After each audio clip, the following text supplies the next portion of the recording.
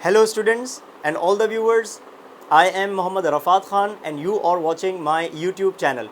अच्छा, हम लोग पढ़ रहे हैं चैप्टर इलेक्ट्रोमैग्नेटिज्म और इलेक्ट्रोमैग्नेटिज्म में हमने जो लास्ट लेक्चर पढ़ा था दैट वाज अबाउट सोलेनॉइड, है ना। उससे पहले हमने पढ़ा था एम्पियर्स लॉ और एम्पियर्स लॉ को हमने अप्लाई करके सोलेनॉइड की मैग्नेटिक फील्ड का फॉर्मूला डराइव कर लिया था, ठीक है। यानी कि हम सोलेनॉइड को पढ़ चुके हैं, सोलेनॉइडल फील्ड को हम डिस्कस कर चुके हैं, ठीक है। अच्छा उसी दिन मैंने आपको एक बात बताई थी कि हमारे पास एप्लीकेशंस यानी कि एम्पियर्स लॉ की एप्लीकेशंस दो होती हैं, एक होती है सोलेनॉइड और एक होती है टोरॉइड। सोलेनॉइड को डिस्कस कर चुके हैं, now it's time to discuss about the toroid, यानी कि आज हम डिस्कस करने जा रहे हैं एम्पियर्स लॉ की सेकंड एप्लीकेशन को। अच्छा, सोलेनॉइड के बारे में अच्छा ये बात ध्यान में रखिएगा कि टोरॉइड को पढ़ने के लिए आपके पास थोड़ा सा बैकग्राउंड, थोड़ी सी बात पता होनी चाहिए कि हाँ भाई एम्पियर्स लॉ क्या होता है और साथ साथ सोलेनॉइड क्या होता है, ठीक है, क्योंकि इन दोनों का जिक्र आज वाले टॉपिक में है। तो आपको एम्पियर्स लॉ पता होना चाहिए और आपको साथ साथ सोलेनॉइड की थोड़ी सी नो हाउ होनी चाहिए लाजमी, ठीक है ना। अच्छा, टोरॉइड की अगर हम बात करें तो देखें अब वही वाली बात कि सोलेनॉइड की इसमें इन्वॉल्वमेंट है कैसे। हमने लास्ट टाइम पढ़ा था कि सोलेनॉइड क्या होता है, आपके पास कोई भी स्ट्रेट सिलेंडर हो और उस स्ट्रेट सिलेंड्रिकल शेप पर अगर हम वायर को लिपेट दें यानी कि वाइंड कर दें और वाइंड करने के बाद अगर उस वायर में हम करंट फ्लो करवाएं, भले वो क्लॉकवाइज फ्लो करे या भले वो एंटी क्लॉकवाइज फ्लो करे, तो इस चीज़ को हम कह देते हैं सोलेनॉइड। क्या कह रहा हूँ, स्ट्रेट सिलेंड्रिकल शेप पर स्ट्रेट सिलेंडर पर वायर का वाइंड कर देना, जिस शेप में वायर आ जाएगा उस कॉइल को हम कहते हैं सोलेनॉइड। अब और से सुने, वो जो हमारे पास सोलेनॉइड बन चुका है लास्ट लेक्चर में आपको पता होगा, आपने पढ़ा होगा, आपके जहन में होगा कि जब मैं सोलेनॉइड की बात कर रहा हूँ तो सोलेनॉइड का मतलब क्या होता है, आप विजुअलाइज कर रहे होंगे, आपके जहन में आ रहा होगा, ठीक है। तो वो जो स्ट्रेट यानी कि सोलेनॉइड तो होता ही स्ट्रेट है, वो जो सोलेनॉइड है यानी कि वो जो स्ट्रेट फॉर्म के अंदर जो आपने वायर को लिपेट दिया, वो जो सोलेनॉइड है, अगर उसी सोलेनॉइड को हम घुमा दें और उसको सर्कुलर फॉर्म में लेकर आ जाएं तो अब वो बन जाएगा टोरॉइड। बस इतना सा फर्क है, अगर स्ट्रेट सिलेंडर पर वायर को लिपेटोगे तो बनेगा सोलेनॉइड, और अगर उसी सिलेंडर को हम राउंड शेप में ले लेते हैं, सर्कुलर शेप में ले लेते हैं, जैसे अगर आप मिसाल लें, लेट सपोज आपके पास कोई टायर है ना, बाइक का टायर हो लेट सपोज, या आपके पास कोई साइकिल का टायर हो, या आपके पास कोई जो है वो कार का टायर हो, अगर आप उस टायर के ऊपर पूरी तरफ आप वायर को लिपेट दें, वाइंड कर दें, तो अब जो ये शेप मिलेगी आपको वायर की, इसको हम कह देंगे टोरॉइड। तो इतना सा फर्क है सोलेनॉइड में और टोरॉइड के अंदर। सोलेनॉइड होता है स्ट्रेट और टोरॉइड होता है सर्कुलर फॉर्म के अंदर। तो एक काम ही करते हैं, मैं आपको सबसे पहले इसकी डायग्राम से समझाता हूँ कि हाँ भाई टोरॉइड जो है वो बनता कैसे है। अगर आपको याद हो लास्ट टाइम तो हमने सोलेनॉइड कुछ इस तरीके से बनाया था कि आपके पास स्ट्रेट सिलेंडर था, भाई लेट्स सपोज ये स्ट्रेट सिलेंडर है और ये लॉन्ग सिलेंडर होता है ना। आपने इसके ऊपर वायर को लिपेट दिया था लाइक दिस, ऐसे, या आपने इसके ऊपर वायर के ऊपर सिलेंडर के ऊपर वायर को लिपेट दिया था, ये आ गया। तो ये जो कंडीशन बनी थी इसको हमने कहा था सोलेनॉइड। स्ट्रेट सिलेंडर है, आज हमारे पास सिलेंडर स्ट्रेट नहीं होगा, बल्कि आज जो सिलेंडर होगा वो हमारे पास सर्कुलर सिलेंडर होगा, और सर्कुलर सिलेंडर पर वायर को लिपेटने के बाद जो आपको मिलेगा वो मिलेगा टोरॉइड। तो एक काम ही करते हैं, इसकी डायग्राम बना के स्टार्ट करते हैं, ठीक है जी। तो ये रही हमारे पास टोरॉइड की डायग्राम, ठीक है। सोलेनॉइड में क्या था, अभी थोड़ी देर पहले मैंने आपको बताया कि हमारे पास स्ट्रेट सिलेंडर था और उसके ऊपर हमने वायर को वाइंड किया था, ठीक है। सिलेंडर अभी भी है हमारे पास, लेकिन इस बार सिलेंडर हमारे पास सर्कुलर फॉर्म में है। तो उस सर्कुलर फॉर्म में देखो हमने क्या किया हुआ, वायर को वाइंड किया हुआ है, ठीक है। ये मैंने डायग्राम बना दी ताकि हमारा टाइम ज़ाया ना हो और आपको बात समझ आ जाए, जल्दी समझ आ जाए। तो ये देखो हमारे पास ये एक फ्रेम था, ये जो फ्रेम नज़र आ रहा है जिसके ऊपर हमने वायर को लिपेटा हुआ है, वायर को वाइंड किया हुआ है। तो जो शेप आपको वायर की अब नज़र आ रही है, जिस शेप में वायर आपको अब नजर आ रहा है, इसको हम कहते हैं टोरॉइड। और जाहिर सी बात है इस वायर में हम इस बैठ के इसको देखने से तो रहे नहीं कि हम इसको बैठ के देखते रहेंगे, हाँ भी बड़ा खूबसूरत लग रहा है, बहुत अच्छा हमने जो है वो लिपेटा है वायर को। ऑब्वियस सी बात है इसके अंदर हमें करंट को फ्लो करवाना है। तो जब आप इस वायर में करंट को फ्लो करवाएंगे तो यहाँ पर करंट जो है या तो वो ऐसे एंटी क्लॉकवाइज घूमता हुआ जा रहा होगा, या वो करंट जो है वो ऐसे क्लॉकवाइज घूमता हुआ जा रहा होगा, ठीक है। तो करंट को जब आप इसके अंदर फ्लो करवाएंगे, तो जब इसमें करंट फ्लो करेगा, तो हम तो एक ही बात पढ़ते आ रहे हैं इलेक्ट्रोमैग्नेटिज्म में कि करंट की वजह से, करंट कैरिंग कंडक्टर की वजह से उसके आसपास मैग्नेटिक फील्ड पैदा हो जाती है, मैग्नेटिक फील्ड इंड्यूस हो जाती है, ठीक है। और इसी फिनोमिना को, इसी ब्रांच को हम क्या बोल रहे हैं, इलेक्ट्रोमैग्नेटिज्म। इलेक्ट्रो मीन्स चार्जेस की वजह से, और मैग्नेटिज्म मींस चार्जेस के मोशन की वजह से मैग्नेटिज्म का आ जाना, मतलब मैग्नेटिक फील्ड का आ जाना। तो हमने लास्ट टाइम हमने जो सोलेनॉइड बनाया था, चलो मैं बार बार अब सिलेंडर नहीं बना रहा, हमने जो लास्ट टाइम जो सोलेनॉइड पढ़ा था, ये सोलेनॉइड लेट्स सपोज रफ सी एक डायग्राम बना दी। इस सोलेनॉइड की जो फील्ड हमने पढ़ी थी वो कहाँ पढ़ी थी? इसके बीच में, यानी कि inside the solenoid field strong होती है और यूनिफॉर्म होती है। तो जब इस सोलेनॉइड में करंट फ्लो करता है तो करंट की वजह से इसके इनसाइड जो मैग्नेटिक फील्ड होती है उसको कैलकुलेट करने का हमने ये फॉर्मूला ड्राइव किया था, म्यू नॉट एन आई। ठीक है, तो लेक्चर मौजूद है, आप पढ़ लीजिएगा, क्योंकि टोरॉइड से पहले हमारे पास सोलेनॉइड आता है, टोरॉइड सोलेनॉइड के बाद में आता है। ठीक है, तो अब जो हम डिस्कस करने जा रहे हैं, आज जो फील्ड हम डिस्कस करने जा रहे हैं वो सोलेनॉइड की वजह से नहीं करने जा रहे हैं, हम टोरॉइड की वजह से करने जा रहे हैं। सबसे पहले काम ही करते हैं, टोरॉइड की डेफिनेशन से स्टार्ट करते हैं। हाँ भाई, टोरॉइड की डेफिनेशन क्या होनी चाहिए? तो आप यहाँ पर टोरॉइड की जो डेफिनेशन लिखेंगे वही लिखेंगे कि टोरॉइड इज अ, सबसे पहले सर्क्यूलर सोलेनॉइड। ऐसा ही है, अगर स्ट्रेट सिलेंडर था उस पे वायर को लिपेटा था तो सोलेनॉइड है, उसी सोलेनॉइड को घुमा दो, उसी सोलेनॉइड को सर्कुलर शेप में लेकर आ जाओ, तो ये हमारे पास क्या बन जाएगा? टोरॉइड बन जाएगा। तो सबसे पहले डेफिनेशन क्या लिखी हुई है कि toroid is a circular solenoid. ठीक है, देन हमारे पास एक और डेफिनेशन इसकी आ सकती है, और आप उसको क्या बोलोगे कि toroid is a coil of insulated copper wire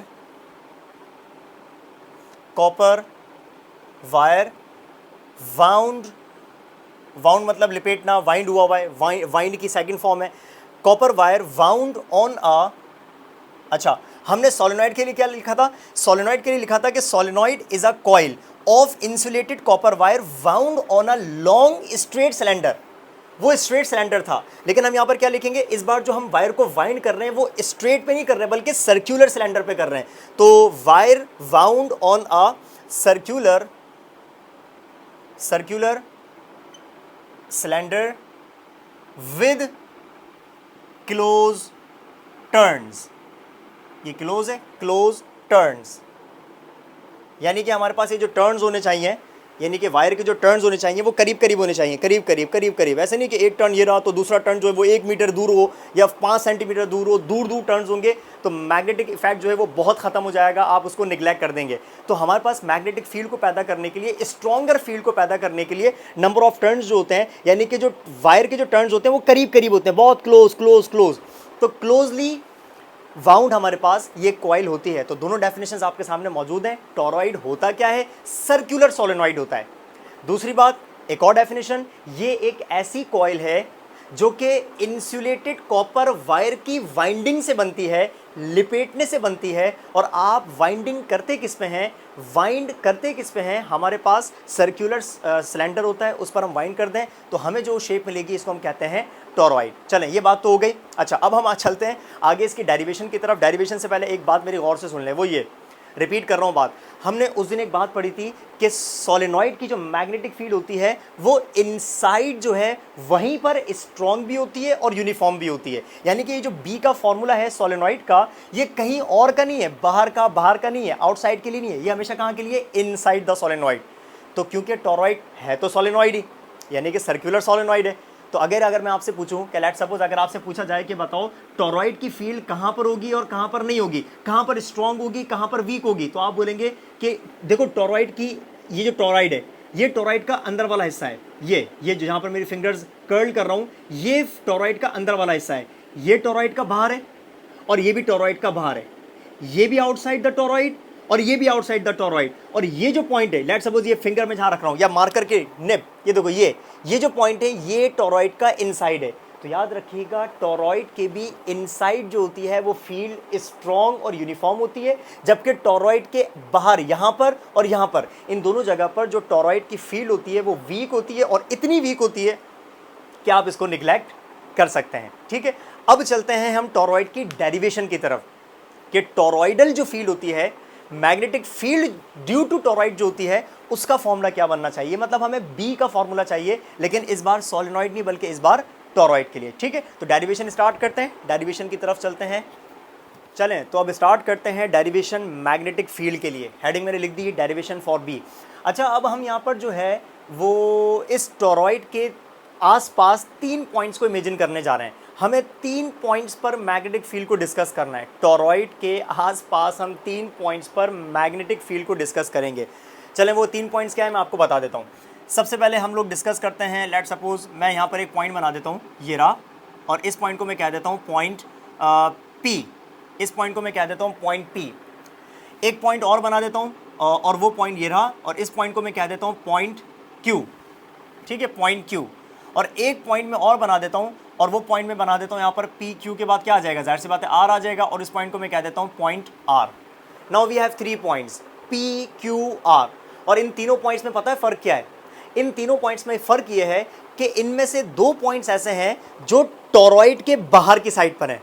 और वो 2 पॉइंट्स कौन से हैं? एक तो P और एक R। R वाला भी टॉरॉइड के बाहर है और P वाला भी टॉरॉइड के बाहर है। सिर्फ वाहिद Q एक ऐसा पॉइंट है जो कि इस टॉरॉइड के अंदर आ रहा है, इनसाइड द टॉरॉइड आ रहा है। ठीक है, तो मैं P को क्या कहूँगा? आउटसाइड, लेकिन ऑन द इनर साइड। देखो, इस टॉरॉइड के भी आउटसाइड 2 पॉइंट्स हैं। इस टॉरॉइड के आउटसाइड भी 2 पॉइंट्स हैं। एक आउटसाइड लेकिन अंदर की तरफ, यानी कि इस टॉरॉइड के सर्किल के अंदर की तरफ, और एक आउटसाइड इस टॉरॉइड के बाहर की तरफ। तो इसका मतलब हम क्या बोलेंगे? अच्छा, पी वाले को मैं क्या बोलूंगा? Outside on the inner side of the torrid. और इस वाले को मैं क्या कहूंगा? Outside on the outer side of the torrid. और ये तो है ही इनसाइड।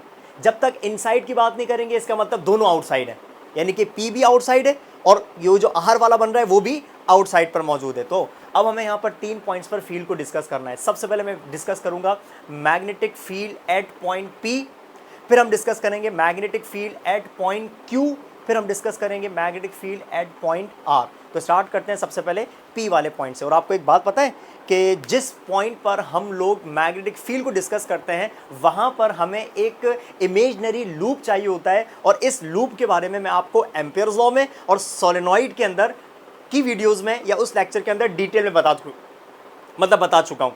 तो इसका मतलब जिस पॉइंट पर भी आपको मैग्नेटिक फील्ड की वैल्यू चाहिए हो, उस पॉइंट पर आपको एक लूप इमेजिन करना होता है, और उस लूप को हम क्या बोलते हैं? Amperian loop. इसका मतलब मुझे यहाँ पर 3 लूप्स को इमेजिन करना होगा।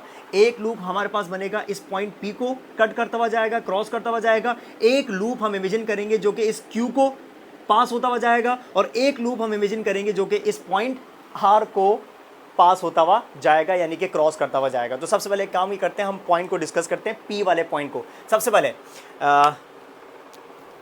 एट पॉइंट P, मैंने इसकी हेडिंग लिख दी। मैं सबसे पहले P को डिस्कस करने जा रहा हूँ। अच्छा, P वाले पॉइंट पर मुझे क्या करना है? एक इमेजिन करना है लूप। तो देखिए, मैं ब्लैक वाले मार्कर से इमेजिन कर रहा हूँ एक लूप। ये देखें, एक सर्किल बनाना है मुझे, और ये सर्किल मैंने यहाँ पर बना दिया है सक्सेसफुली। ठीक है, ये आपको नज़र आ रहा है? एक मैंने लूप बना दिया, मतलब एक सर्किल बना दिया, और ये जो सर्किल मैंने बनाया है और ये पॉइंट P को पास करता हुआ जा रहा है। ठीक है, तो जिस पॉइंट पर हमें B कैलकुलेट करनी होती है वहाँ पर हम हमेशा एक इमेजिनरी लूप बनाते हैं, जिसको हम क्या बोलते हैं? Empyrean loop. तो मैंने उस पॉइंट P पर एक लूप बना दिया है। ब्लैक कलर के डॉटेड लाइन से आपको जो नज़र आ रहा है इसको हम एम्पीरियन लूप कहेंगे, और ये इमेजिनरी है। ठीक है, अब एक काम ही करते हैं, हम इस वाले लूप की जगह पे एम्पियर्स लॉ का फॉर्मूला लिखते हैं। कैसे? डेरिवेशन स्टार्ट कर रहे हैं हम लोग। एम्पियर्स लॉ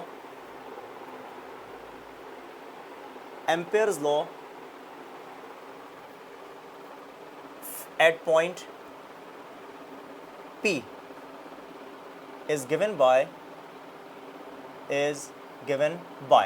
अच्छा भाई, एम्पियर्स लॉ हमने क्या पढ़ा था? वही पुराना फॉर्मूला है, हमने ड्राइव किया हुआ है। वो ड्राइव करने के बाद हम लोगों ने सोलेनॉइड में भी अप्लाई किया था, और हम टॉरॉइड में भी अप्लाई करने जा रहे हैं। फॉर्मूला हमने डिराइव किया हुआ है, और वो फॉर्मूला क्या था? Sum of the product of magnetic field and the length of an element is equal to the mu naught times the total current enclosed by the loop। ठीक है, अच्छा, अब इस पूरे फॉर्मूले को छोड़ें 2 मिनट। अगर मैं सिर्फ और सिर्फ इस करंट की बात करूं, आई की बात करूं, अच्छा, ये पूरा फॉर्मूला क्या है? इसको हम कहते हैं ये एम्पियर्स लॉ है। ये एम्पियर्स लॉ है, और ये एम्पियर्स लॉ फिलहाल हम कौन से वाले लूप की बात कर रहे हैं? हम उस लूप की बात कर रहे हैं जो कि हमने इनसाइड बनाया है, ये वाला ब्लैक वाला जो बनाया है, इस वाले को, जो कि पॉइंट P को पास कर रहा है, इस वाले की हम बात कर रहे हैं फिलहाल ना। तो ये वहां के लिए हमारे पास एम्पियर्स लॉ का फॉर्मूला लिखा हुआ है, B dot delta L is equal to mu naught I. अच्छा, अब अगर आपको याद हो, वही वाली बात मैंने आपको शुरू में बताई कि टोरॉइड के अंदर सोलेनॉइड और एम्पियर्स लॉ की इन्वॉल्वमेंट है, तो आपको पहले वो पता होनी चाहिए चीज़ें।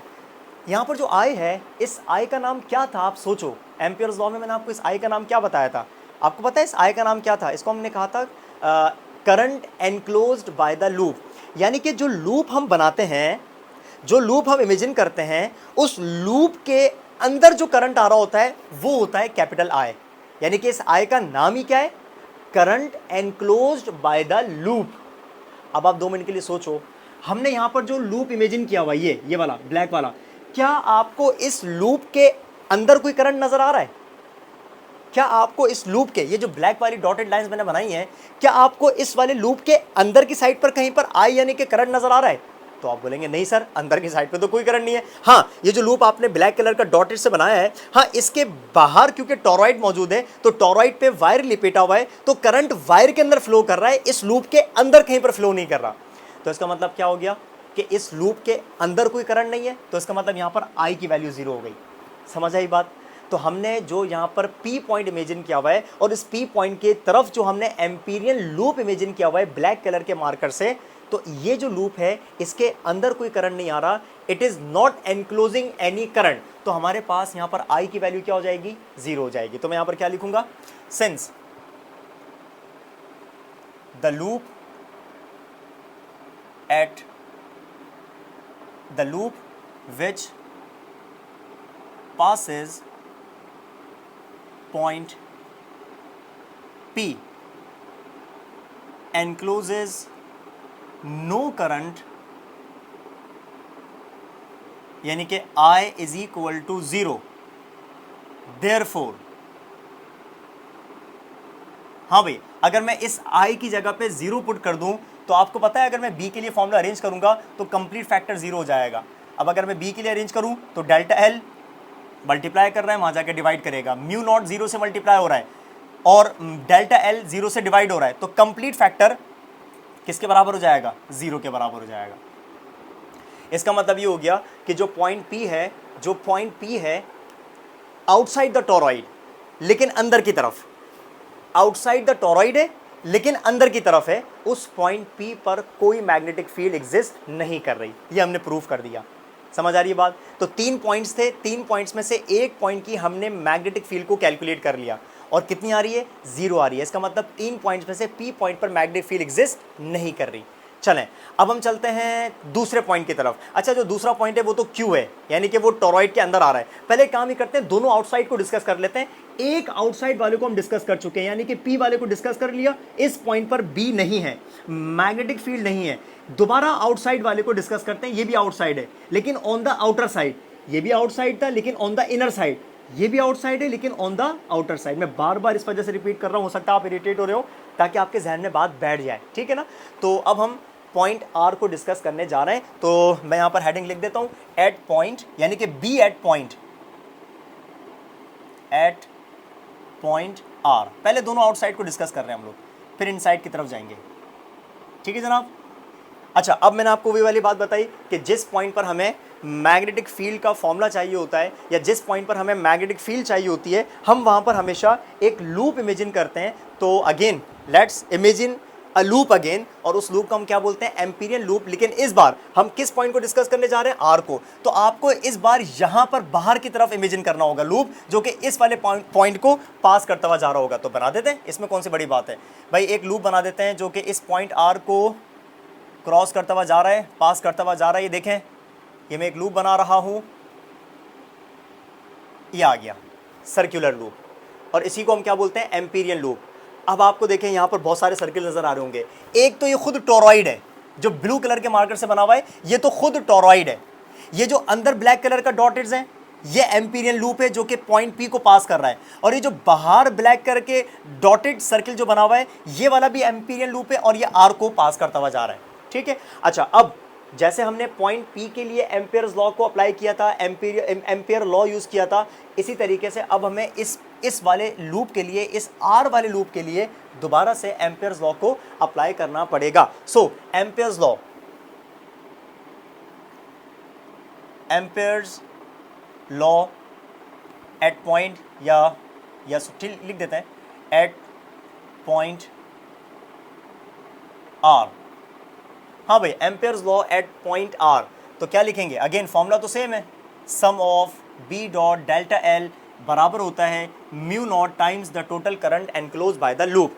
अच्छा, अब हम बात करते हैं दोबारा करंट की। अब आप बोलेंगे सर अब तो जीरो नहीं है, अब तो ये जो लूप आ रहा है इस लूप के अंदर करंट लाजमी है, क्योंकि ये जो टोरॉइड है ये इस लूप के अंदर ही है, और टोरॉइड पर क्योंकि हमने वायर को लिपेटा हुआ है और करंट उसमें ही फ्लो कर रहा है, तो इस बार तो ये जो एम्पीरियल लूप है इसके अंदर करंट मौजूद है, तो इस बार तो करंट जीरो नहीं हो सकता।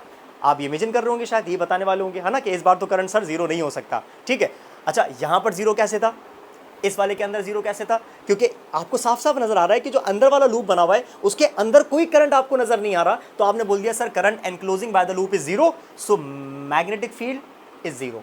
लेकिन इस वाले लूप के अंदर आपको करंट नजर आ रहा है, क्योंकि इस वाले लूप के अंदर ही टोरॉइड मौजूद है, और उस टोरॉइड के अंदर यानी कि उस टोरॉइड पर जो लिपटा हुआ वायर है उस पर उसमें करंट बेसिकली फ्लो कर रहा है।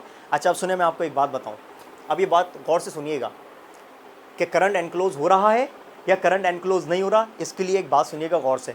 लेट सपोज मेरे पास एक कंडक्टर हो, ये रहा कंडक्टर, और इस कंडक्टर में करंट फ्लो कर रहा हो बाहर की तरफ। ये डॉट मैंने आपको बताया था, पहले भी बता चुका हूँ, डॉट का मतलब ये कंडक्टर है। लेट सपोज ये कंडक्टर ऐसे रखा हुआ है, ऐसे रखा हुआ है, और इस कंडक्टर में करंट फ्लो कर रहा है बाहर की तरफ। तो बाहर की तरफ वाले करंट को हम कैसे शो करते हैं? डॉट से शो करते हैं। ठीक है, अब एक काम ही करते हैं, मैं इसके आसपास एक इमेजिन कर लेता हूँ, एक लूप, ये आ गया एक लूप। अच्छा, इस लूप के अंदर करंट एनक्लोज कर रहा है या नहीं कर रहा? तो आप बोलेंगे यस सर बिल्कुल कर रहा है, मतलब ये कंडक्टर है, कंडक्टर में करंट फ्लो कर रहा है और इसके आसपास आपने एक लूप इमेजिन कर लिया, तो इस लूप के अंदर ये करंट आ रहा है, यानी कि करंट एनक्लोज हो रहा है इस लूप में। चलो दोबारा से देखते हैं, ये देखो मेरे पास दोबारा एक कंडक्टर है और उसमें करंट फ्लो कर रहा है, लेकिन इस बार कहाँ कर रहा है? Into the plane. ये दोबारा कंडक्टर है और इस बार करंट कहाँ जा रहा है? अंदर की तरफ, और दोबारा से लूप इमेजिन कर लो, ये रहा एक लूप। मुझे बताओ क्या इस लूप के अंदर करंट आ रहा है, यानी कि क्या ये लूप करंट को एनक्लोज कर रहा है? तो आप बोलेंगे जी बिल्कुल कर रहा है। जैसे इस लूप ने एनक्लोज किया हुआ है करंट आए, इसी तरीके से इस लूप ने भी करंट एनक्लोज किया हुआ है। दोबारा सुनिएगा, अब लेट सपोज मेरे पास एक कंडक्टर है जिसमें करंट फ्लो कर रहा हो आउटसाइड, और एक कंडक्टर हो जिसमें करंट फ्लो कर रहा हो इनसाइड।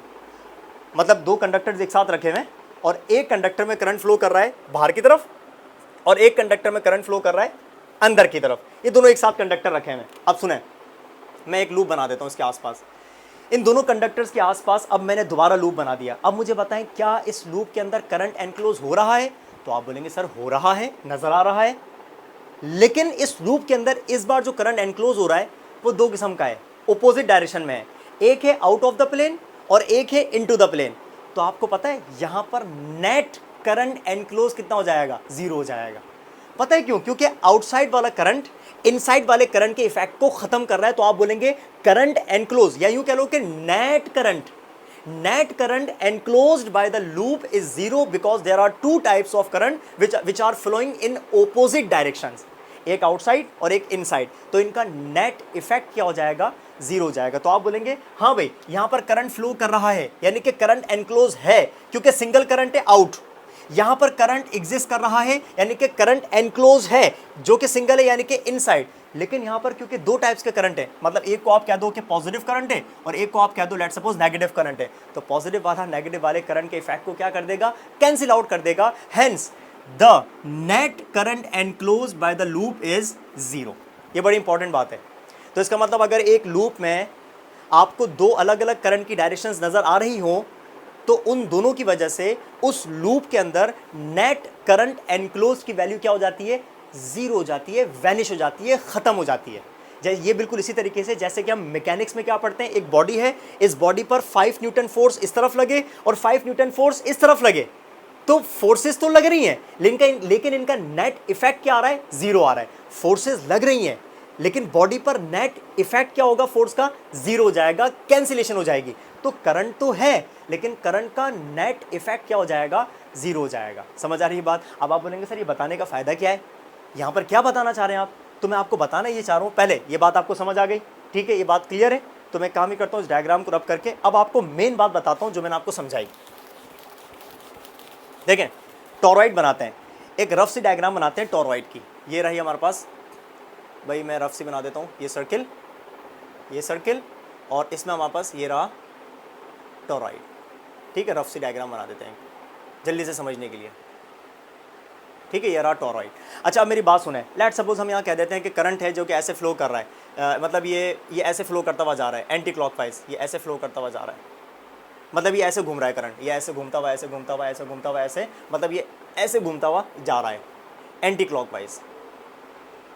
ठीक है, अच्छा अब मेरी बात सुनिएगा गौर से, मतलब अगर ये ऐसे करंट घूम रहा हो, ये वायर थोड़ा सा गलत बन गया, ये आएगा पीछे की तरफ से, ऐसे पीछे की तरफ से आएगा ऐसे घूमता हुआ, यानी कि करंट एक तरफ से जा रहा है, एंटर हो रहा है और दूसरी तरफ से लीव करेगा। अब आप गौर से सुनिएगा, ये करंट ऐसे जा रहा है और ऐसे घूमता हुआ आ रहा है, ये घूम रहा है ऐसे। अगर ये ऐसे घूम रहा है इसका मतलब इस वाले पॉइंट पर करंट बाहर की तरफ आ रहा है, जैसे इस वाले पॉइंट पर करंट बाहर की तरफ आ रहा है, इस वाले पॉइंट पर अगर बाहर की तरफ आएगा तो मैं क्या बनाऊंगा, डॉट बनाऊंगा। अब ये देखो, ये घूमता हुआ ऐसे इस तरफ से अंदर की तरफ जा रहा है, इधर से बाहर आ रहा है और ऐसे घूमता हुआ ये इस तरफ अंदर की तरफ जा रहा है, तो अंदर जा रहा है, इनटू के लिए आप क्या बनाएंगे, क्रॉस बनाएंगे। तो इधर देखें, इधर से बाहर आ रहा है, आउट हो गया, और ये ऐसे अंदर की तरफ जा रहा है तो क्रॉस हो गया, फिर दोबारा पीछे से घूमता हुआ इस पॉइंट से बाहर आएगा तो इस पॉइंट पर क्या बनेगा, क्रॉस बनेगा। बाहर आके फिर ऐसे रोटेट करता हुआ इधर से अंदर चला जाएगा, इधर से अंदर जाएगा तो क्रॉस बनेगा, फिर दोबारा घूमता हुआ ऐसे यहां से बाहर की तरफ, इसका मतलब क्रॉस, फिर ऐसे घूमता हुआ ऐसे अंदर की तरफ, तो यहां पर क्या बनेगा, क्रॉस। इसका मतलब हर इस पॉइंट पर क्रॉस डॉट बनेगा, हर इस पॉइंट पर क्रॉस बनेगा, दोबारा डॉट, इधर क्रॉस, इधर डॉट, इधर क्रॉस, इधर डॉट और इधर क्रॉस। क्रॉस रिप्रेजेंट कर रहा है अंदर जा रहा है और डॉट रिप्रेजेंट कर रहा है कि वहां से बाहर की तरफ आ रहा है, डॉट रिप्रेजेंट कर रहा है अंदर, और ये इस तरीके से। अब आप नोट करें, ये टोरॉइड है, ये वही डायग्राम जो बनी हुई है जिसमें करंट फ्लो कर रहा है। ठीक है, तो जब अगर करंट फ्लो कर रहा हो, भले वो एंटी क्लॉकवाइज फ्लो कर रहा हो, भले वो क्लॉकवाइज फ्लो कर रहा है, एंटी क्लॉकवाइज फ्लो करेगा तो एक साइड से बाहर आएगा, दूसरी साइड से अंदर जाएगा। क्लॉकवाइज फ्लो करेगा तब भी एक साइड से बाहर आएगा और एक साइड से अंदर जाएगा। अब सुने, ये तो हो गया एक्चुअल टोरॉइड। अब इसके आसपास अगर मैं एम्पीरियन लूप इमेजिन कर लूं, सुनिएगा, ये एम्पीरियन लूप आ गया। ठीक है, इस एम्पीरियन लूप के अंदर क्या करंट एनक्लोज हो रहा है या नहीं हो रहा, तो इसको समझने के लिए वही वाली बात जो अभी मैंने आपको थोड़ी देर पहले समझाई कि इस एम्पीरियन लूप के अंदर दो किस्म के करंट है। देखो, लेट्स सपोज अगर मैं इन दोनों की बात करूं तो एक पॉइंट से करंट बाहर आ रहा है और एक पॉइंट से करंट अंदर जा रहा है, तो इस वाले पोर्शन में इस एम्पीरियन लूप के अंदर कोई करंट एनक्लोज नहीं हो रहा, नेट इफेक्ट जीरो हो रहा है। मतलब एम्पीरियन लूप के एक वाले पॉइंट पे करंट बाहर आ रहा है और एक पॉइंट से अंदर जा रहा है, तो इन दोनों का नेट इफेक्ट क्या हो जाएगा, जीरो हो जाएगा। हर पॉइंट पे अप्लाई करके चेक कर लो, एम्पीरियन लूप, इस पॉइंट को चेक करो, यहां से करंट बाहर और यहां से करंट अंदर, तो इन दोनों का नेट इफेक्ट क्या हो जाएगा, जीरो। यहां से करंट बाहर, यहां से करंट अंदर, तो इन दोनों का नेट इफेक्ट क्या हो जाएगा, जीरो हो जाएगा। तो कंप्लीट टोरॉइड का नेट इफेक्ट करंट का जीरो हो जाएगा। यानी कि ये जो बाहर की तरफ एम्पीरियन लूप है, ये बज़ाहिर तो करंट एनक्लोज कर रहा है, वैसे तो करंट फ्लो कर रहा है, लेकिन जब हम नेट इफेक्ट निकाल रहे हैं तो नेट इफेक्ट ओपोजिट की वजह से जीरो हो रहा है। तो जनाब पता क्या चला, ये जो पॉइंट आर पर आपने एम्पीरियन लूप बनाया है, ये जो बड़ा सा बाहर सर्किल बनाया है, ये जो बाहर एम्पीरियन लूप बनाया है, इसके अंदर भी नेट करंट एनक्लोज क्या है, जीरो है। समझ आई बात? और ये कैसे जीरो है, मैंने आपको अभी ये बात समझाई यहां पर। ठीक है, तो इसका मतलब दो एम्पीरियन लूप ऐसे हो गए जिसके अंदर करंट एनक्लोज जीरो हो गया। एक तो पी वाला, पी के अंदर तो बाकायदा कोई करंट नहीं था, तो नेट इफेक्ट की जरूरत ही नहीं है। लेकिन आर वाले में वैसे तो करंट है, आर वाला एनक्लोज कर रहा है पूरे टोरॉइड को और इसमें करंट फ्लो कर रहा है, लेकिन जब नेट इफेक्ट निकाला तो पता चला ओपोजिट डायरेक्शंस की वजह से नेट करंट एनक्लोज जीरो हो चुका है। तो हम यहां पर लिख देते हैं इस बात को। तो वो बात समझने के बाद ये देखें, मैंने ये पॉइंट लिख दिया यहाँ पर। क्या समझाया मैंने आपको अभी, कि वो वाला लूप जो कि इस टोरॉइड के कोर के बाहर है, ठीक है, यानी कि पॉइंट आर की हम बात कर रहे हैं। क्या लिखा हुआ है देखें, loop on outside the core on the outer side of the toroid, यानी कि आउटसाइड द कोर। ये टोरॉइड है, टोरॉइड का अंदर वाला जो हिस्सा है इसको हम कोर कह रहे हैं, कोर के बाहर को हम कहेंगे आउटसाइड। और आउटसाइड दो किस्म के हैं, एक आउटसाइड ये वाला जो हम पहले डिस्कस कर चुके हैं, और एक आउटसाइड ये रहा आर वाला, इसको हम डिस्कस कर रहे हैं। यानी कि outside the core on the outer side, यानी कि है बाहर और बाहर के भी बाहर, आउटसाइड। तो outside the core on the outer side of the toroid is threaded by each turn twice, यानी कि वो जो लूप है वो बंधा हुआ है, मतलब वो एनक्लोज कर रहा है दो किस्म के थ्रेड्स को, दो किस्म के टर्न्स को। एक आ रहा है बाहर की तरफ तो एक जा रहा है अंदर की तरफ, यानी कि दो किस्म के टर्न्स हैं और दोनों टर्न्स जो हैं वो ऑपोजिट डायरेक्शन में है ना। जो भी अभी मैंने आपको एक बात बताई, is threaded by each turn twice, दो दफा, बट इन ऑपोजिट डायरेक्शन, एक अंदर की तरफ और एक बाहर की तरफ, मतलब ऐसे ऐसे ऐसे, तो एक अंदर की तरफ तो दूसरा बाहर की तरफ। तो threaded by each turn twice, each turn twice, मतलब ऐसे ये टर्न होता है ना, एक टर्न हो गया ये, तो एक टर्न के अंदर एक जो ये वाला पोर्शन होगा ये अंदर जा रहा होगा तो दूसरा वाला बाहर आ रहा होगा। तो each turn twice but in opposite direction, तो एक में करंट अंदर जा रहा होगा तो दूसरी वाली की तरफ से करंट बाहर आ रहा होगा, और यही चीज मैंने आपको अभी समझाई है। Twice but in opposite direction, so the algebraic sum of the current enclosed is zero. वही बात आ गई कि करंट एनक्लोज जीरो हो गया, एल्जेब्रिक सम जीरो हो गया। वैसे करंट है लेकिन ऑपोजिट डायरेक्शंस की वजह से एल्जेब्रिक सम जीरो आ गया, तो अगर करंट जीरो हो जाए तो मैग्नेटिक फील्ड भी जीरो हो जाएगी। इसका मतलब जनाब इन तीन पॉइंट्स में से दो पॉइंट्स तो ऐसे हो गए जहां पर टोरॉइड की कोई मैग्नेटिक फील्ड एग्जिस्ट नहीं करती। तो वो दो पॉइंट्स कौन कौन से हैं? एक तो P और एक R। P को हम क्या कहेंगे? Outside the core on the inner side of the toroid. हाँ भाई, P पॉइंट को हम क्या कहेंगे? ये टोरॉइड का कोर है, लेट्स सपोज ये कोर है, कोर के आउटसाइड है लेकिन कोर के इनर साइड पर है। ये कोर के आउटसाइड है लेकिन आउटर साइड पर है, तो इसका मतलब मैं P पॉइंट को क्या कहूंगा? Outside the core on the inner side. Field वहां पर भी जीरो है, और outside the core on the outer side field यहां पर भी जीरो है। इसका मतलब P और R ऐसे दो पॉइंट्स आ गए जहां पर फील्ड एग्जिस्ट नहीं कर रही। ये देखें, यहां पर भी फील्ड जीरो है और यहां पर भी फील्ड जीरो है। अच्छा, ये जो पॉइंट मैंने लिखा हुआ है, इस पॉइंट की जगह आप इसको इस फॉर्म में भी लिख सकते हैं जो मैंने आपको लिखा है ना यहाँ पर, इसको इस पॉइंट में भी लिख सकते हैं। तो मैं एक काम ही करता हूँ कि इस पॉइंट को इसकी फॉर्म में लिख देता हूँ। कैसे लिखेंगे देखें? हाँ भाई, आप इसको इस तरीके से भी लिख सकते हैं, और बल्कि ज़्यादा सही इसको आप ऐसे ही लिखिएगा। कैसे लिखेंगे जनाब? आप इसको लिखेंगे कुछ इस तरीके से, देखें, loop on outside the core. देखो, लूप ये वाला भी आउटसाइड ही है, मतलब इस कोर के बाहर ही है, बाहर की तरफ है, अंदर नहीं आ रहा। इनसाइड सिर्फ ये है, ये भी आउटसाइड है और ये भी आउटसाइड है। तो loop on outside the core, लेकिन वो आउटर साइड पर है और ये वाला इनर साइड पर है। So loop on outside the core on the inner side of toroid. ठीक है, on the inner side of toroid encloses no current, encloses no current। तो जब वो करंट एनक्लोज नहीं कर रहा तो आप बोलेंगे करंट एनक्लोज जो है वो जीरो है, सो मैग्नेटिक फील्ड भी जीरो है। बन गया वही पॉइंट। इसका मतलब इन दोनों पॉइंट्स पर, इन दोनों लूप्स पर कोई मैग्नेटिक फील्ड एग्जिस्ट नहीं कर रही। अब चलते हैं हम अपने मेन पॉइंट की तरफ जहां पर फील्ड एग्जिस्ट करेगी। कहीं तो फील्ड एग्जिस्ट करेगी ना, तो आप बोलेंगे सर दोनों पॉइंट्स पर फील्ड आपने जीरो कर दी, कहीं तो बताएं जहां फील्ड एग्जिस्ट करती है। तो एक ही पॉइंट बचा हुआ है जहां पर फील्ड एग्जिस्ट लाजमी करेगी, और वो इस टोरॉइड का इनसाइड कोर है, यानी कि इनर कोर, यानी कि कोर के अंदर की तरफ। ये कोर है, ये कोर है ना, इस कोर के अंदर, अंदर इनसाइड। तो आउटसाइड दोनों पर field zero, inside field exist करती है और स्ट्रॉन्ग होती है, यूनिफॉर्म होती है। अब हम इसका फॉर्मूला ड्राइव करने जा रहे हैं। ठीक है, सो लेट्स स्टार्ट, या let's discuss the third point, the last point. तो मैं यहाँ पर हेडिंग लिख देता हूँ, एट पॉइंट कौन सा? Q। ठीक है, अच्छा, अब जिस पॉइंट पर हम इमेजिन करने जा रहे हैं, जाहिर सी बात है जिस पॉइंट पर फील्ड कैलकुलेट करने जा रहे हैं वहां पर भी तो आपको लूप इमेजिन करना होगा ना। तो वहां पर उस लूप को हम क्या बोलेंगे? Amperian loop. तो जनाब इमेजिन कर लेते हैं, ये देखें, ये Q पॉइंट है और यहाँ पर भी हम एक लूप इमेजिन कर लेते हैं। ये रहा, ये आ गया एक लूप। ठीक है, और इस लूप को भी हम क्या बोलेंगे? Amperian loop. तो now we have total 3 Amperian loops. एक पास कर रहा है पॉइंट P को, एक पास कर रहा है पॉइंट Q को, और एक पास कर रहा है पॉइंट R को। P, Q, R के 3 लूप्स हमारे पास मौजूद हो गए। P और R को डिस्कस कर चुके हैं, हम सिर्फ Q को डिस्कस करने जा रहे हैं अब। ठीक है, सो अब हम यहाँ पर बात करने जाएंगे कि हाँ भाई यहाँ पर करंट एनक्लोज हो रहा है या करंट एनक्लोज नहीं हो रहा। लेकिन अब आप चेक करें, ये जो लूप है इस बार करंट एनक्लोज जीरो नहीं हो सकता। ये जो लूप है, ये जो ब्लैक कलर की डॉटेड लाइंस बनी हुई है, इस लूप के अंदर अब सिर्फ एक ही किस्म का करंट होगा। ये देखें, अब मैं अगर यहाँ पर भी रफली डायग्राम बनाऊँ ये देखें, ये और ये, ठीक है, ये एक टोरॉइड आ गया, और रफली मतलब आप इसको इस तरीके से बना सकते हैं जल्दी से समझने के लिए, ठीक है, ये मैंने रफली बना दिया। अब इसमें लेट्स सपोज करंट ऐसे फ्लो कर रहा है, वही वाली बात कि यहाँ से जो है वो बाहर की तरफ आ रहा है और यहाँ से अंदर की तरफ जा रहा है, यहाँ से बाहर की तरफ आ रहा है और यहाँ से अंदर की तरफ जा रहा है, यहाँ से बाहर की तरफ, यहाँ से बाहर की तरफ, यहाँ से बाहर की तरफ, ठीक है, इन पॉइंट से बाहर की तरफ आ रहा है। अच्छा, अब हम किस पॉइंट की बात कर रहे हैं, कौन से वाले लूप की बात कर रहे हैं, ये वाले लूप की तरफ, ये देखें, ये इस लूप की बात कर रहे हैं ना।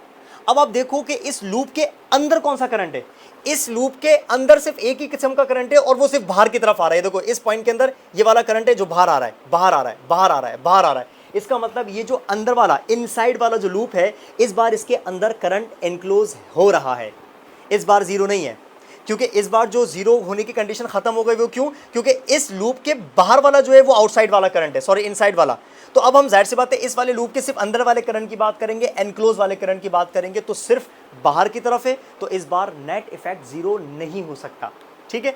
तो अब हम यहां पर एम्पियर्स लॉ को अप्लाई करेंगे, जाहिर सी बात है एम्पियर्स लॉ को अप्लाई करेंगे, और इसके बाद यहां पर हम डिराइव करेंगे formula for B. So by applying Ampere's law, जाहिर सी बात है कि ये डेरिवेशन है किसकी, ये जो एप्लीकेशन है ये है किसकी, एम्पियर्स लॉ की है। तो एम्पियर्स लॉ को अप्लाई किए बगैर हम कैसे मतलब फॉर्मूला ड्राइव कर सकते हैं। सो बाय अप्लाइंग एम्पियर्स लॉ, सुबह के 7:30 बज रहे हैं, सुबह के 7:30 बज रहे हैं, हल्का हल्का सा फील हो रहा है कि मुझे नींद के झोंके आ रहे हैं, और मैं आप लोगों को पढ़ा रहा हूँ वो इस वजह से क्योंकि यही टाइम मुझे मिला है लेक्चर को रिकॉर्ड करने का, वरना दिन भर में कोई टाइम नहीं मिल रहा होता, यही टाइम मुझे मिला है। और अभी जो है वो ज़ाहिर सी बात है रमज़ान चल रहे हैं, रमज़ान में बस सहरी के बाद, नमाज के बाद मैंने सोचा नहीं अब सोऊंगा नहीं, इस टाइम में जो है वो यही टाइम है, इस टाइम में लेक्चर रिकॉर्ड कर लेता हूँ।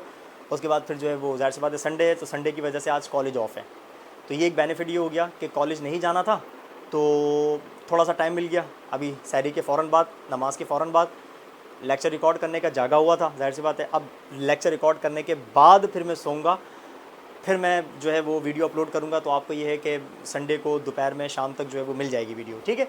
खैर ये बताने का मकसद ये कि किस तरीके से थोड़ा सा एक टाइम निकाला है लेक्चर को अपलोड करने का। हो सकता है आपको मेरे फेस से आइडिया हो रहा हो कि हाँ भाई सर की जो आंखों में से पता चल रहा है कि सर को नींद आ रही है बहुत शदीद, क्योंकि पूरी रात सोने को नहीं मिलता, पूरी रात जो है वो कोई ना कोई काम रहता है। आपको पता है रमज़ानों के अंदर जो है वो सहरी से पहले बहुत कम ऐसा होता है, कोई केस होता है कि आप सो जाते हैं 11-12 बजे के करीब, वरना पूरे रमज़ान गुजर चुके हैं कि हमेशा सोना जो है वो सहरी के बाद ही होता है, नमाज़ पढ़ने के बाद ही होता है। खैर अप्लाई करते हैं एम्पियर्स लॉ को। तो एम्पियर्स लॉ को अप्लाई करने के लिए हमें एम्पियर्स लॉ का फॉर्मूला यूज़ करना पड़ेगा, and the formula is one and only sum of B dot delta L is equal to mu naught I, ठीक है जनाब। अच्छा ये जो सम की बात कर रहे हैं, अब जाहिर सी बात है जो एम्पीरियन लूप है, हम इस एम्पीरियन लूप की अगर हम बात करें तो मैंने आपको एक बात बताई थी, क्योंकि ये टोरॉइड जो है वो सोलेनॉइड की ही सर्कुलर फॉर्म है, और सोलेनॉइड के इनसाइड मैंने आपको बताया था मैग्नेटिक फील्ड हर पॉइंट पर कांस्टेंट होती है। तो इसका मतलब इस पूरे टोरॉइड के अंदर भी जो अंदर की तरफ फील्ड होगी वो कांस्टेंट होगी, यूनिफॉर्म होगी हर पॉइंट पर, यानी कि इस पॉइंट पर, इस पॉइंट पर, इस पॉइंट पर, इस पॉइंट पर, इस पॉइंट पर, हर पॉइंट पर बी की वैल्यू कांस्टेंट है। तो अगर ये बी की वैल्यू कांस्टेंट है तो आप इस सम को बी से हटा दें, क्योंकि जब आप सम करेंगे तो सम हमेशा आप डिफरेंट चीज़ों का करते हैं, तो बी को आप सम के उससे आज़ाद कर दें, समेशन को आप लगा दें डेल्टा एल के साथ, और is equal to mu naught I. मैंने समेशन को डेल्टा एल के साथ क्यों लगाया? क्योंकि मैग्नेटिक फील्ड हर पॉइंट पर कांस्टेंट है, ठीक है। अच्छा रहेगी बात डेल्टा एल की। अच्छा डेल्टा एल क्या है ये देखो, भाई इस पूरे एम्पीरियन लूप का आप छोटे छोटे पार्ट्स में डिवाइड कर दो। ये हमारे पास एक पॉइंट हो गया, इसको हम डेल्टा एल कह देंगे। ये हमारे पास एक डेल्टा एल आ जाएगा, यानी कि लेंथ ऑफ एन एलिमेंट। ये हमारे पास एक लेंथ ऑफ एन एलिमेंट आ जाएगी। मतलब आपने इस पूरे एम्पीरियन लूप को छोटे छोटे पार्ट्स के अंदर डिवाइड किया हुआ होता है। वही वाली बात जो हमने एम्पियर्स लॉ में पढ़ी थी। अगर आपने एम्पियर्स लॉ वाला लेक्चर लिया हुआ है तो आपको ये वाली बात मेरी क्लियर होगी कि हम पूरे लूप को छोटे छोटे पार्ट्स में डिवाइड करते हैं और हर एक लेंथ को हम रिप्रेजेंट करते हैं डेल्टा एल से। तो ये डेल्टा एल क्या है? हर उस छोटे छोटे पार्ट का लेंथ ऑफ एलिमेंट है। और जब मैं इन तमाम लेंथ्स को, ये देखें ये L1 होता है, ये L2 होता है, ये L3 होता है, इन तमाम लेंथ्स को, छोटे छोटे एलिमेंट्स को अगर मैं सम कर लूँगा, सम, तो मुझे क्या मिल जाएगा? इस पूरे लूप का सरकमफेरेंस मिल जाएगा, है ना। और पूरे लूप का सरकमफेरेंस किसके बराबर होता है? 2 पाई आर के बराबर होता है ना। तो अगर मैं यहाँ पर b को b रहने दूँ और अगर सिग्मा डेल्टा एल की जगह पे मैं इसका फॉर्मूला पुट कर दूं जो कि किसके बराबर आएगा, 2 पाई आर के बराबर आएगा, is equal to mu naught I as it is मौजूद है। जनाब ये sigma delta L 2 pi R के बराबर क्यों आया कि अगर आप तमाम लेंथ ऑफ एलिमेंट्स को सम कर लो, समेशन कर लो, तो आपको पूरा का पूरा एम्पीरियन लूप मिल जाएगा। और पूरा एम्पीरियन लूप किस फॉर्म में, सर्कुलर फॉर्म में। तो सर्किल का क्या होता है, सरकमफेरेंस होता है, और सरकमफेरेंस का फॉर्मूला क्या होता है, 2 पाई आर। तो यहां पर सिग्मा डेल्टा एल का मतलब हम किसकी बात कर रहे हैं, सर्किल के सरकमफेरेंस की, एम्पीरियन लूप के सरकमफेरेंस की, और वो कितना होता है 2 पाई आर। लास्ट स्टेप है बी कैलकुलेट करना है, तो यहां पर 2 पाई आर मल्टीप्लाई कर रहा है, वहां जाके डिवाइड करेगा, तो हमारे पास फॉर्मूला क्या मिलेगा, मैं यहां पर लिख रहा हूं। हाँ भाई, फॉर्मूला क्या बनेगा, b is equal to mu naught I upon 2 pi R. ठीक है, वैसे ही फॉर्मूला बन चुका है, लेकिन इसके अंदर हमें एक चीज इंक्लूड करनी है, वो ये कि क्योंकि हमारे पास डेफिनेशन में जिक्र है किसका, विद क्लोज टर्न्स। टर्न्स मतलब 1 2 3 4 5 6 7 8 9 10, पता नहीं कितने सारे टर्न्स हो सकते हैं, प्रैक्टिकली तो हंड्रेड्स एंड थाउजेंड्स में होते हैं प्रैक्टिकली तो। ठीक है, तो जब आप टर्न्स की बात कर रहे हैं, नंबर ऑफ टर्न्स की बात कर रहे हैं, और हमें पता है कि हम नंबर ऑफ टर्न्स को कैपिटल एन से रिप्रेजेंट करते हैं, तो यहाँ पर तो कहीं नजर नहीं आ रहा नंबर ऑफ टर्न्स, हालांकि यहाँ पर नंबर ऑफ टर्न्स बेहिसाब है। तो अब एक काम ही करते हैं, for number of turns N के लिए हम इस फॉर्मूले के अंदर सिर्फ और सिर्फ एन को इंक्लूड कर देते हैं। कैसे, for N turns, for N number of turns. हाँ भाई, अगर मैं n के लिए इंक्लूड कर दूं तो b का फॉर्मूला अब क्या बन जाएगा, mu naught N I divided by 2 pi R. समझ आई बात, इसका मतलब हमारे पास ये फाइनल फॉर्मूला है, जिसको मैं दोबारा से ब्लैक बॉक्स में कर देता हूँ, ब्लैक कलर के बॉक्स में। ये हमारे पास टोरॉइड की मैग्नेटिक फील्ड का फॉर्मूला बन चुका है, डिराइव हो चुका है। इसमें जो n आपने इंक्लूड किया, ये किसको रिप्रेजेंट कर रहा है, नंबर ऑफ टर्न्स को रिप्रेजेंट कर रहा है। नंबर ऑफ टर्न्स के बढ़ने से मैग्नेटिक फील्ड भी बढ़ती है, स्ट्रांग हो जाती है, और वही वाली बात कि टोरॉइड की फील्ड कहाँ पर होती है, हमेशा इनसाइड द कोर होती है, इनसाइड द कोर होती है, आउटसाइड हमेशा जीरो होती है। आउटसाइड में कौन कौन से पॉइंट्स आ रहे थे, P वाला आ रहा था और R वाला आ रहा था। तो हमने बाकायदा प्रूफ कर दिया कि इस कोर के दोनों आउटसाइड वाले पॉइंट्स पर, इधर भी और इधर भी, फील्ड एग्जिस्ट नहीं करती। फील्ड एग्जिस्ट करेगी सिर्फ और सिर्फ inside the core. Inside the core strong होती है और यूनिफॉर्म होती है। और रही बात इसकी डायरेक्शन की, तो डायरेक्शन को पता लगाने के लिए वही हमारे पास राइट हैंड रूल है। ठीक है, अब सुने मेरी बात गौर से, सुन लो किस तरीके से होती है। अगर लेट सपोज करंट ऐसे फ्लो कर रहा है, मतलब ये करंट की मैं डायरेक्शन कोई भी बना देता हूँ ऐसे करके, ये करंट ऐसे फ्लो कर रहा है, मतलब ये ऐसे क्लॉकवाइज फ्लो करता हुआ जा रहा है। देखिएगा, सुनिएगा गौर से, करंट ऐसे फ्लो करता हुआ जा रहा है, एंड सॉरी क्लॉकवाइज, ये ऐसे फ्लो करता हुआ जा रहा है, मींस ऐसे, मतलब मैं ऊपर की बात कर लेता हूँ, ये ऐसे फ्लो कर रहा है। अगर ये ऐसे फ्लो कर रहा है तो आप क्या करते हैं, अपनी फिंगर्स को करंट की डायरेक्शन में कर्ल करते हो। याद है सोलेनॉइड वाली बात, सोलेनॉइड वाली बात है, करंट की डायरेक्शन में अपनी फिंगर्स को कर्ल करोगे और जिस तरफ थंब होगा, इसका मतलब फील्ड की डायरेक्शन उस तरफ है। इसका मतलब अगर मैं इस पॉइंट पर फील्ड की डायरेक्शन बनाना चाहूं तो फील्ड की डायरेक्शन बनेगी इस तरफ फील्ड की डायरेक्शन। अच्छा, फिर अगर मैं यहां की बात करूं तो यहां पर करंट ये ऐसे फ्लो करेगा, ऐसे है तो क्लॉकवाइज ही। तो अगर मैं इधर से ग्रैस्प करूंगा इसको, ऐसे करंट की डायरेक्शन में फिंगर्स को रखूंगा, तो ये बता रहा है डाउनवर्ड, तो इसका मतलब इस पॉइंट पर करंट की डायरेक्शन क्या होगी, डाउनवर्ड होगी। फिर अगर मैं इस वाले पॉइंट की बात करूं तो करंट ऐसे जा रहा है, ये करंट ऐसे जा रहा है, तो ये देखो ऐसे ग्रैस्प करेंगे तो थंब इस तरफ, इसका मतलब इस पॉइंट पर करंट की डायरेक्शन, सॉरी फील्ड की डायरेक्शन इस तरफ हो जाएगी, बी की डायरेक्शन, मैग्नेटिक फील्ड। और फाइनली अगर मैं इधर की बात करूं तो करंट ऐसे फ्लो कर रहा है, ऐसे फ्लो कर रहा है, मतलब ऐसे ग्रैस्प करोगे करंट की डायरेक्शन में, थंब ऊपर की तरफ, तो फील्ड की डायरेक्शन ये हो जाएगी ऊपर की तरफ। तो अब आप नोट करें फील्ड कैसी है, फील्ड सर्कुलर आ गई है ना, जबरदस्त बात हो गई है। फील्ड ऐसे सर्कुलर ऐसे रोटेट कर रही है, करंट ऐसे है तो फील्ड ऐसे घूम रही है, ऐसे घूम रही है, करंट फील्ड ऐसे घूम रही है। तो ये जो मैंने एरोज बनाए चार, ये किसको रिप्रेजेंट कर रहे हैं, मैग्नेटिक फील्ड की डायरेक्शन को रिप्रेजेंट कर रहे हैं। और कैसे पता चला, by using right hand rule.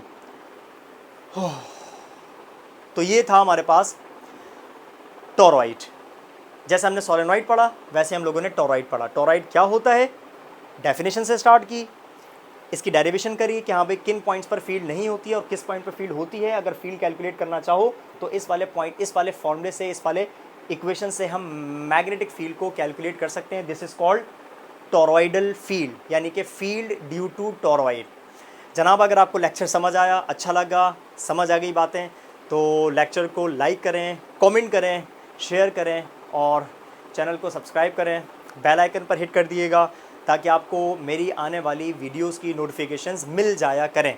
अपना ख्याल रखिएगा, मैं भी अपना ख्याल रखूँगा। फ़िलहाल तो ख्याल इस सेंस पर रखना है कि जाके सोना है, क्योंकि हिम्मत अभी बिल्कुल जवाब दे रही है। और फाइनली शुक्र है कि लेक्चर ख़त्म होने के बाद ऐसा हुआ है। अगर लेक्चर स्टार्ट करने से पहले ही ऐसा हो जाता तो लेक्चर स्टार्ट हो ही नहीं पाता। खैर, ये शुक्र है कि लेक्चर हमारा कंप्लीट हो गया। कंप्लीट टोरॉइड को हमने डिस्कस कर लिया है। नेक्स्ट क्लास में मिलते हैं, तब तक के लिए थैंक यू।